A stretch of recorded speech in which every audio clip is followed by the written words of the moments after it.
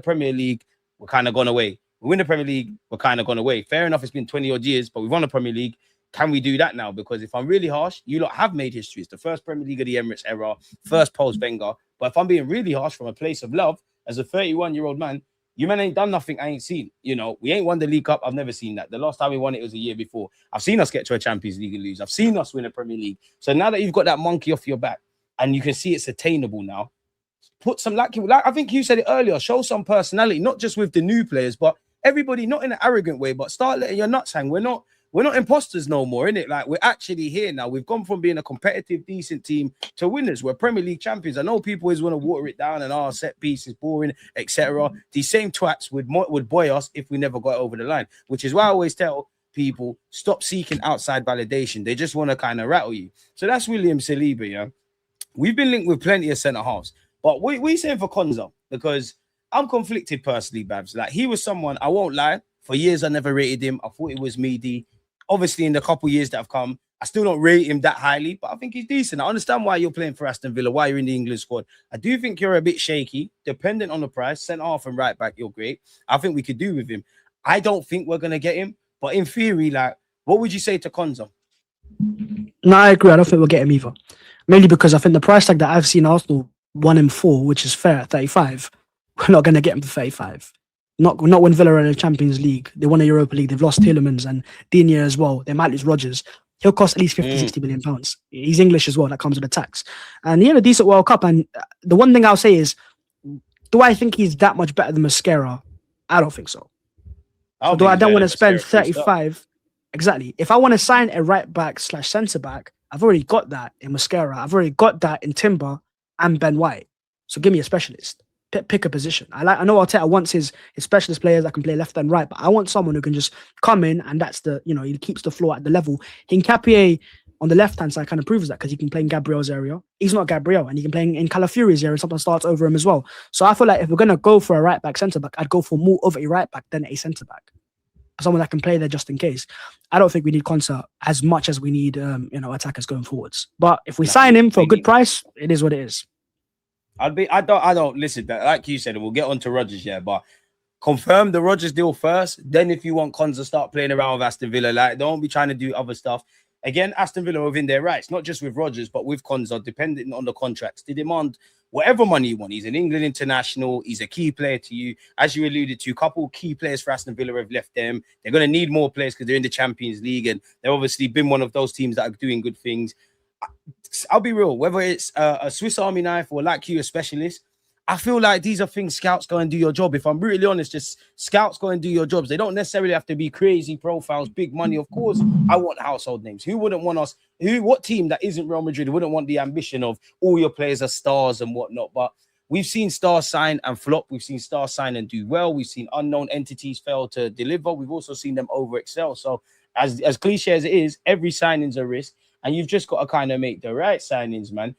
Before we get into Zolis, yeah, we've been linked with Morgan Rodgers. Now, obviously, from what you said, you're a big fan of Morgan Rodgers, as am I. He's actually the one I want. I don't really care if he's going to be the left wing or the centre mid. I think off the ball, Arteta would love him. I actually think he would take Eze and Odegaard's place long-term in that role because of what he could offer on the ball.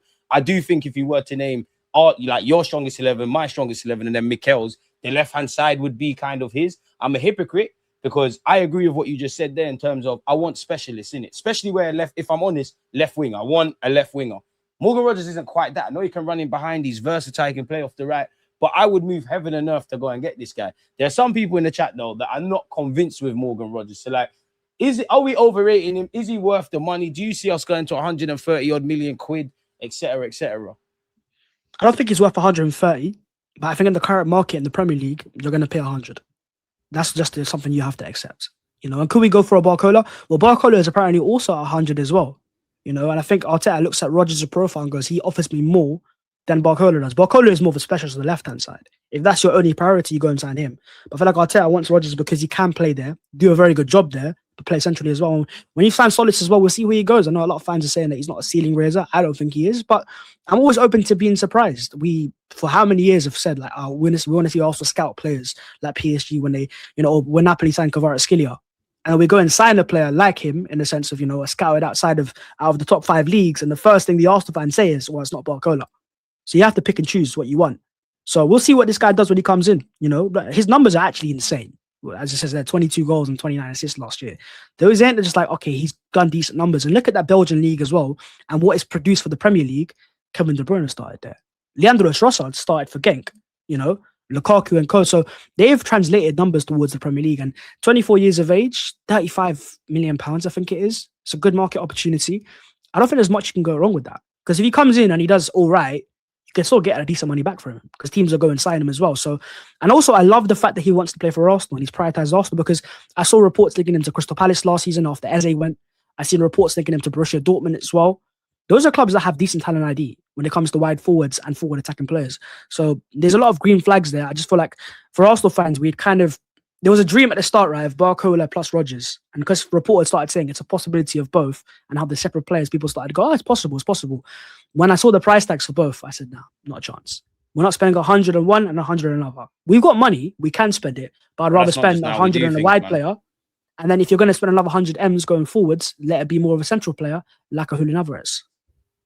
I'm with you with that. And with Zolis, obviously, I'm not watching Club Brugge week in, week out, but 40 million euros. I mean, if I had 40 million euros in my personal account, I would tell you it's a lot of money. But in today's day and age, it's not a lot of money. As you said there, if he doesn't quite deliver, you can kind of sell him. I actually want scouts to do their job because I can't really see much value for money. He's 24, so there's obviously that longevity. One thing I like about him is when you look at a number of our players, there's different ways you can quantify adversity in it. Like Gabriel Magalhaes has been for adversity. David Raya has been for adversity. Declan Rice, Saliba, actually, when he was signed and, he went on the loans, there was rumors Arteta don't really like him. And now look at him, and plenty of Eze getting released and whatnot. He's got that because he returns to this country a much better player with a bigger point to prove than when he initially arrived at 19 when he went Norwich. So I always look on top of what you said about he wants to play for Arsenal. Those good and bad periods, they kind of make you. From what I see, looks more of a Trossard replacement. Looks like a thinkers man's footballer. Obviously, he got a lot of goals and assists in Belgium.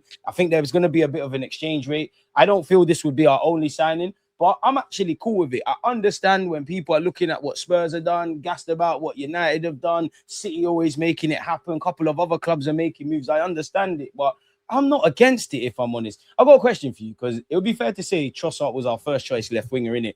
I think we're going to miss his clutch goals for one, but that's not my question. We assume he started the majority of the games, started the Champions League final. So we've lost our first choice left winger. There's Martinelli and there's Zolis. Who is the starter right now? Is it Martinelli for you because that's all you can quantify because that's what you've seen? Or is it a Zolis? It still would have to be a Zolis, actually. Not even because he's a new signing. It's because when you look at the front three that thrived the most last year, it was Gyökeres, Trossard and Saka. And who's the closest profile that we then would have to Trossard? It would be, Zolis. So that's what I'm looking at going, okay, like that stylistically works when you have your striker being the hold, not even a holder, but a player that running behind being an outlet. And then you've got the ball to feet players. Martinelli's another outlet. And for him to thrive as a striker, we need a striker like Kai Havertz, or we need a striker like Gabriel Jesus in 2022-23. So I'd still say Zolis would be a starter basing off that. But I'm intrigued to see what offers coming from Martinelli as well, because I don't think he'll leave. I think, for the right price tag, I would probably. You sell Martinelli? Yeah, for the right price tag. What's the right price in today's day and age? Because I wouldn't pay this. But I'm talking like a lot of money. I'm not talking like 40 M's. I'm taking like 70, 60. Yeah. I think in this crazy market, I need that. But I don't think he'll leave. And look, I would love to give Nelly a chance next season and go like, what? I seen you do something back in 2023. I want to see that again. But we're not going to platform him as our best player. And where in 2022-23, we platformed him as one of our best players, unless there's Zinchenko and Xhaka behind him and Jesus next to him. He was put in an environment to excel. Martinelli's peak is not worth platforming over Bukayo Saka or over even, let's say, a Morgan Rogers. That's the difference. So he can get you numbers, he can get you goals. Like we saw it for Brazil. I do wonder though, having seen him at the World Cup play more centrally, what can Arteta learn from Ancelotti? Because clearly Carlo knows how to use Martinelli to a stage where, you think about Neymar's last ever World Cup game potentially was a game where Martinelli started as a 10 over Neymar. So there's got to be something there to work off. That's why when I see it for the right price, I don't mean like 50 million pounds, let Martinelli go. I'm talking 70, 80 million pounds easily, which I don't think a team will pay right now unless it's coming out of Saudi Arabia. So there's still a player there. And I would love to be, get to a stage next year where we're going like, this is the player that we knew we had in 2023. The guy that scored 15 goals and equaled Firmino's record. It's just that I don't trust Arteta less than the player to go and platform him in the right way where he becomes one of the stars again. because he can become a star. Remember, it was the front three of, it was Saka and Martinelli. A lot of people were actually putting Martinelli over Saka Yeah, they were in saying 22-23 because of the goals that he was scoring. And as a finisher, he's a really good finisher. But we haven't platformed him correctly for ages. And that's why we've got to a stage where he wasn't even a starter last year. He scored 1 league goal last year. Scored a lot of goals in the Champions League, but 1 league goal last year. So I've just got to the stage of acceptance now that we're not going to see Arteta do with Martinelli what he can do because he sees other players that he believes are bigger priorities. You know what it is with Martinelli for me? Yeah? It's just a face of, obviously, if we did get Morgan Rogers, like you've got Morgan Rogers, you've got Zolis. At this moment in time, clearly I've been advocating for Zolis in it, but I don't know you in it. I don't know what that's going to look like in an Arsenal shirt. Morgan Rogers, I've seen you do it on the left. I've seen you do it centrally. I'm actually a big fan of your ability to play on the right. So we'd have a Bukayo Saka, you'd have a Dalman, you got Noni, and you'd have him. But I don't know if long-term Rogers is going to be the answer as an outlet out there. So that would be my thinking with Martinelli. With Martinelli, the only thing I disagree with what you said there is I don't even think it's an Arteta thing no more, man. I think with Martinelli now, I think there was times I used to run that.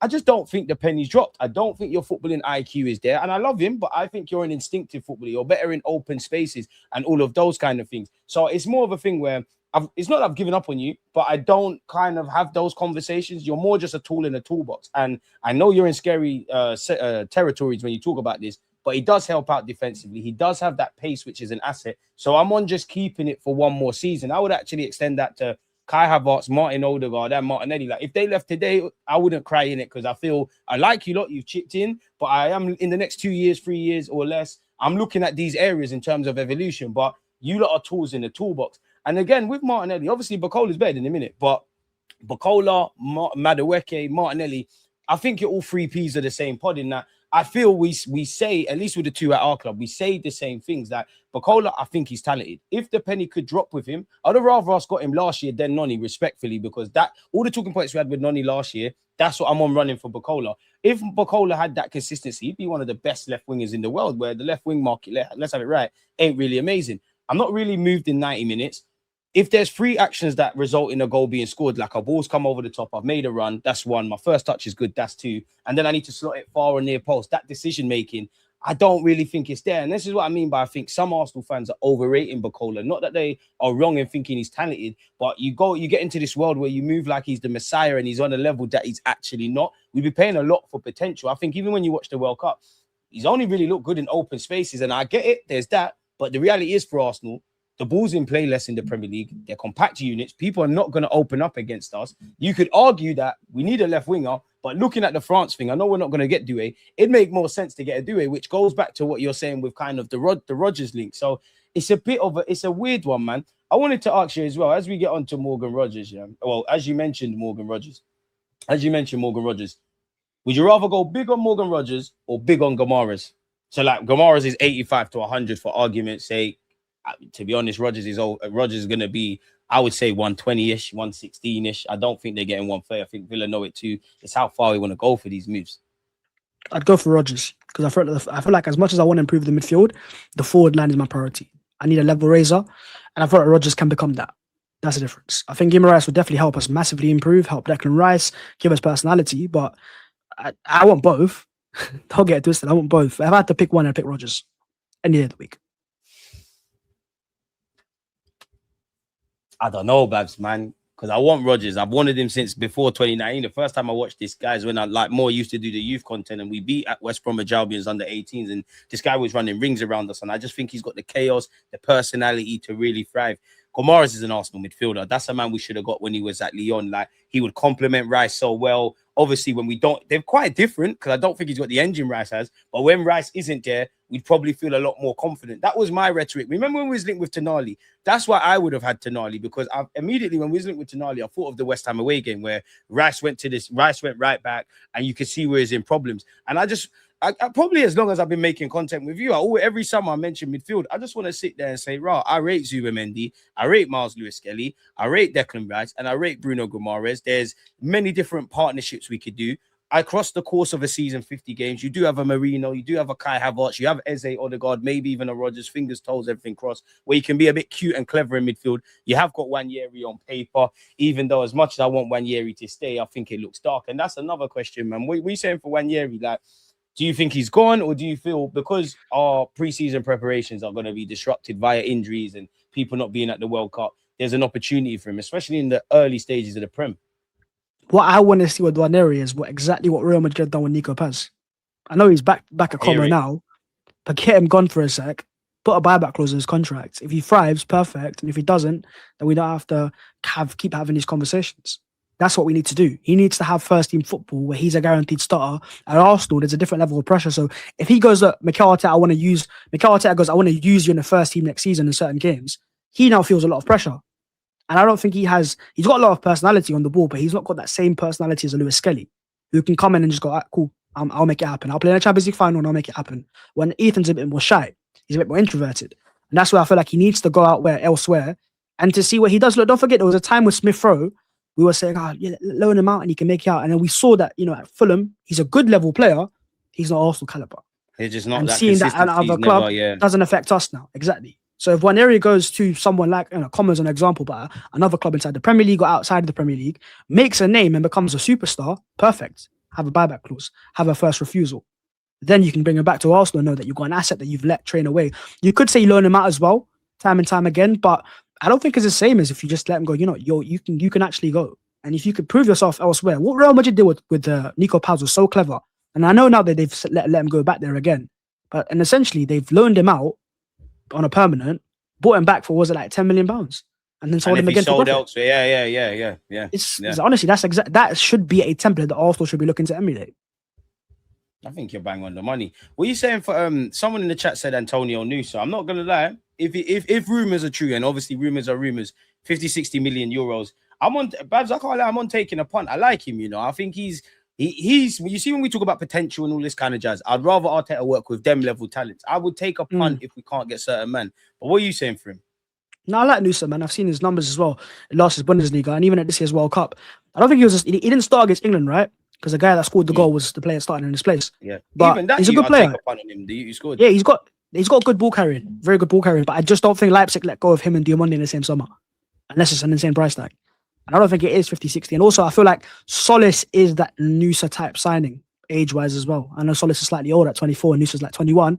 Very good player. I wouldn't have minded him if you'd said to me, look, get a Rodgers or Barcola plus a Nusa or Solis. I'd go for Nusa probably over Solis because I feel like I want more of an actual proper potential world-class ball carrier. But we've gone for Solis instead. So that secondary slot has been taken up. So I would take a punt if we didn't sign Solis, but it looks like that was going to happen now. Do you think we can get Julian Alvarez? Because for me, I like him. I understand why Arteta likes him. I wanted him when he was at City. We all saw him on YouTube when he was at River Plate. For me, obviously, if Barcelona stepped away, you've got a chance. But it's like a girl being interested in you, and I'm still shouting her. I might as well just fuck off. That's how I look at it, innit? But like, what are you saying for Alvarez? It's funny, because I was prepared to let go of it time ago. And every Arsenal fan goes, look, he's probably going Barca or staying at Atletico. Some report will come out of nowhere from reliable people as well. Saying, nowhere gets you gas. And I'll be like, okay, wait. So I'm trying to move on. Like I thought it was done, and now I can't. So I'm thinking, wait, should I leave it open or not? And that's the difference with Alvarez right now. I think we can get him for sure, but like we saw at Liverpool last year, we thought, okay, once they got Ekatike, they're not going to get Isak. They got Ekatike and Isak and Wirtz. So you can spend money, and Arsenal will have the money to spend. Teams can spend this money. It's more about like that, man. We don't, but we can. Because Liverpool signed no one the year before. But if I'm honest, if you're told Liverpool fan, exactly. Go on. If you're told Liverpool fan in 2025 when they won the league, or the year before when they signed just Chiesa, the year later you'd sign Isak and Ekatike. Do you get me? So we can operate like that. We did it last year as well when we signed Eze on top of Gyökeres and on top of all the other players that we signed as well. We can operate like that. It's just a matter of what's your priority. For me, it goes Rodgers first, then Agi Moraes, then potentially Alvarez, and that's because we have Gyökeres and Havertz. Do you know what it is for me, Bhavs? You're right, and I do think we'll sign players. I don't know if it'll be Gomares and Barcola and Rodgers and etc. So I do make you right. I just feel I'm conflicted because when I've got my fan cap on, we've ended our 22-year drought. All the fans, every fragment of this football club, we're moving in the right way. We got to a Champions League final. We're at the pinnacle. We address certain things tactically. We bring in certain level raisers. We're running away with things. But then I look at it objectively, and I make all of that right. I still believe in all of that. But then I look at what I believe Andrea Berta was brought in for, beyond the obvious. Clearly, he's way more competent than than obviously his predecessor, Edu, in it. He's clearly more competent. He's dealt with the contracts. He's shown we can pivot away from deals. You know, he's bringing in all his other people. We see all those rumors, you know, doing things around youth recruitment. But I think and he's handled the contracts. I think everyone forgets we entered this season, Salibas, Gabriels, Bakayos, Ethan, Lewis Skelly. There was none of those contract stuff dragging on. Whether Ranieri stays or not, we stand to make money. I do feel, though, when he signed for this club, because this squad's been together for a while, I do think there's a remit to start putting our wages in a healthier light. This is why I said earlier, as much as I like Martin Odegaard, you're on big money, especially if you've got Eze, and if he keeps doing what he's doing, and one day Dalman's going to move inside. Evolution waits for no one in it. So I think there's a decision to make with him if he doesn't buck up his ideas. I think someone like Kai Havertz, you know, because if we're honest with ourselves, he probably is in Mikel Arteta's strongest 11. But could you get a better striker than him? Probably. He's another one. This is why I think Ranieri might go. It's a moneymaker thing. So I do feel I think there's an emphasis to bring some money in and look after our wages. That's before I even talk about a Fabio Vieira, Reece Nelson, which I'm sure everybody in the chat actually forgot he was at the club. But I do make you right.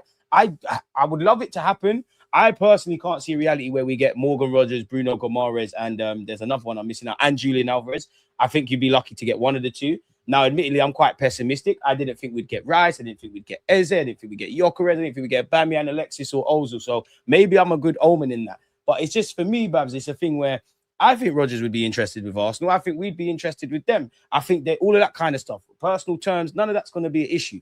It's big money that you have to put down at the table. Like, I don't know how you look at it, but you could argue it's a buyer's market because it's clear if you pay 100 odd million, you get what you want, or it's a seller's market. Because we've got two options. You either buy, we can't get Kvaratskhelia, but you get a Kvaratskhelia when he's a household name. You get a Morgan Rogers. You put the money down for Krupi of Bournemouth, or you find Morgan Rogers when he's obviously at Middlesbrough. You get Mo Salah when he's in Italy. You mentioned Kevin De Bruyne, and I'll throw Gundogan into it. You get them when they're in Germany before this kind of things happen. You get Adam Wharton when he's in the Championship. I know you can't always do that because, you know, we can't always develop talents, but we've got two kind of ways to maneuver. So, yeah, man, my obsessions with Morgan Rogers is his flipping quality. What's your obsessions with hating the guy, man? This is why football is a great game. AFC stuff update on Rogers and Alvarez. What's been said here? I mean, as Bhavs is here, we can read it out. Arsenal are set to bid for Morgan Rogers after holding talks with both the player and Aston Villa, with club-to-club negotiations expected to accelerate after the World Cup. Arsenal continue to explore a deal for Julian Alvarez, with Andrea Berta also in contact with Atletico Madrid, who are currently more inclined to do business with a non-La Liga rival if they are to sell. Junior Krupi is another profile on Arsenal's list. What do you make of both of those stuff? Big up Boston for that update. Yeah, no, I feel like the Rogers stuff was expected. I thought as soon as the World Cup was over, that's my first priority. I was like, okay, let's see how long we have to wait before we get a Rogers update. So that's kind of expected. The Alvarez stuff, I'm going to sit with you on the pessimistic side. Until I see an actual offer get accepted and the player wants to come to Arsenal, it's done, then I go, okay, cool, that's happening. Now I can think about how he suits our team. Until then, it's like more of a down the pipeline type stuff. For me, I'm planning next year right now as a creator. Talk about Rogers.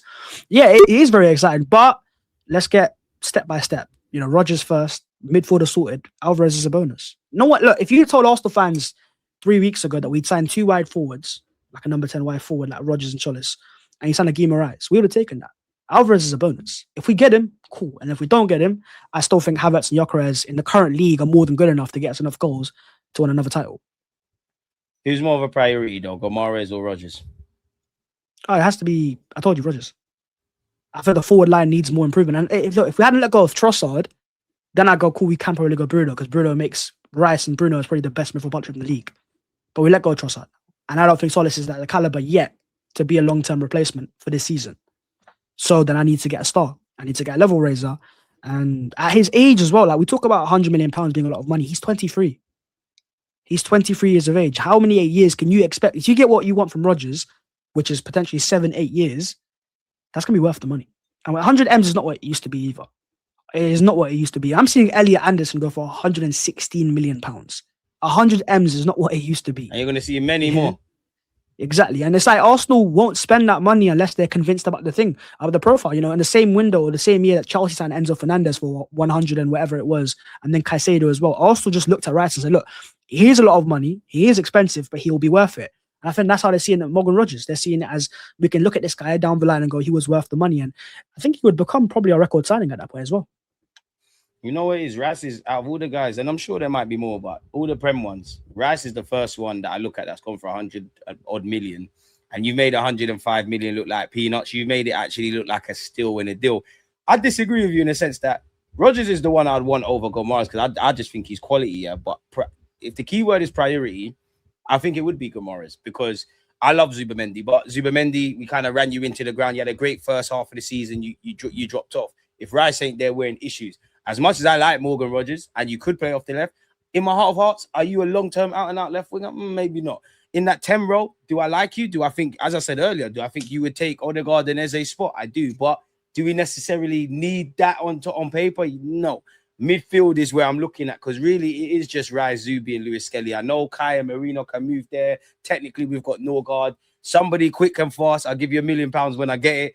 If you could tell me how many starts Norgard had this season in the Premier League, none, trick question. So I would say if the keyword's priority is Gomares for me, should we be spending, well, I mean, you say everything from 75 all the way to 100 million on Bruno Gomares? Because some would say, I don't agree with this, but he's 28, turning 29 in a couple of months.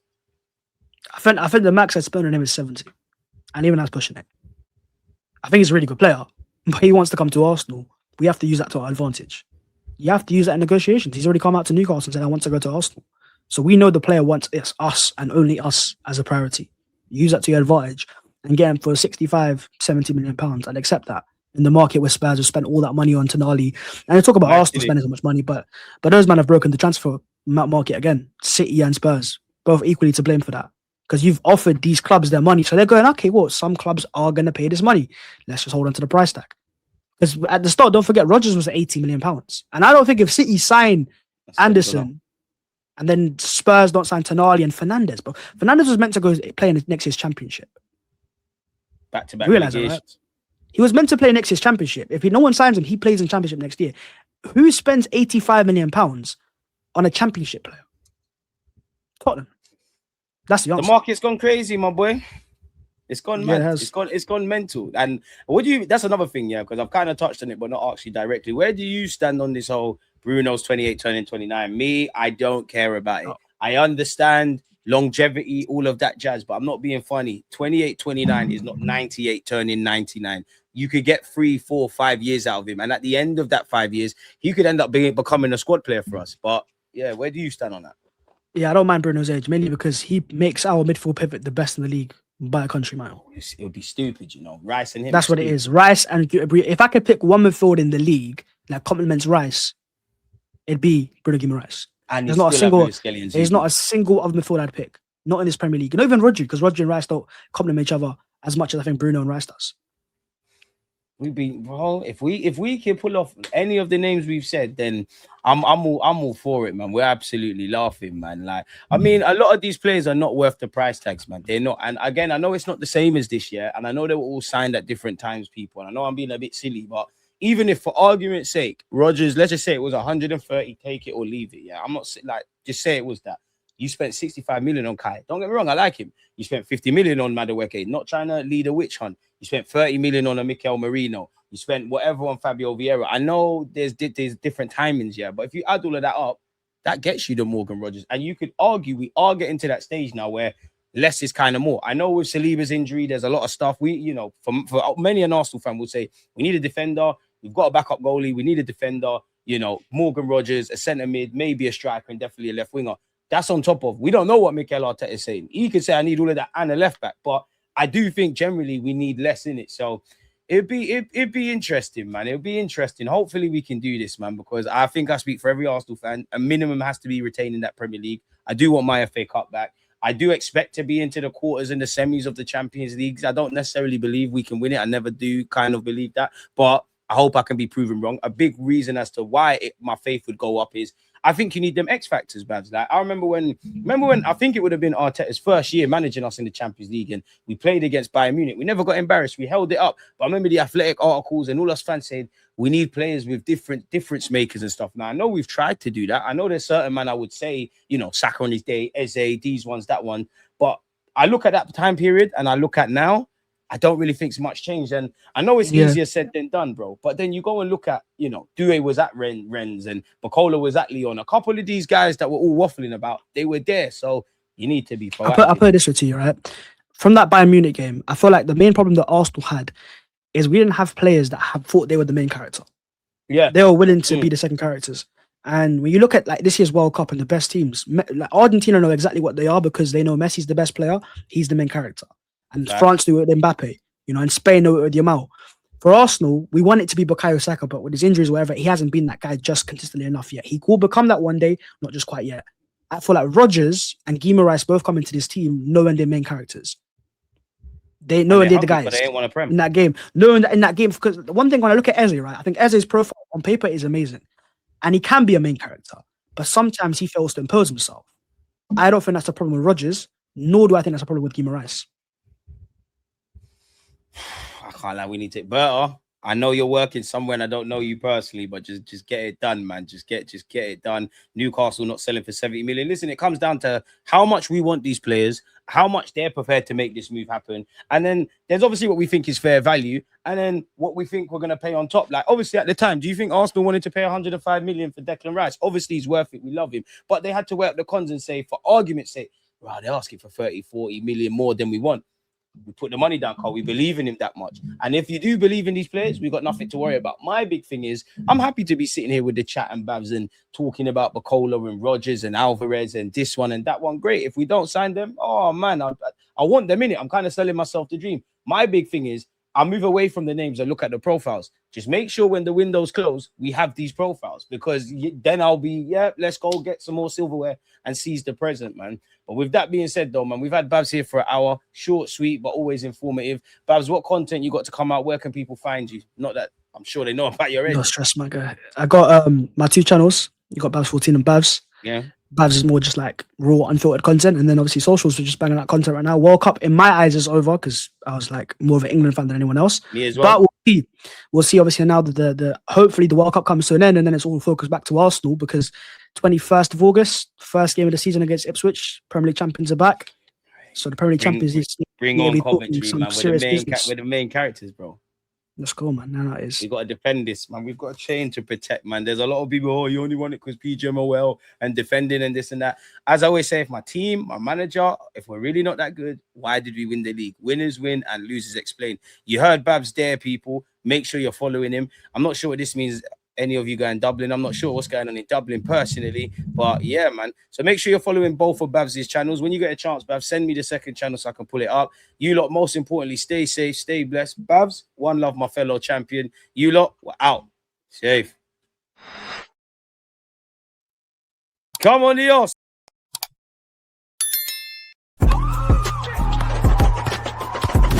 Bhavs, another great guest. Big up your chat. Can't deal without you. Yeah, one love. Make sure you go subscribe over to Bhavs' 2 channels. Can't imagine you're not like, yeah, man.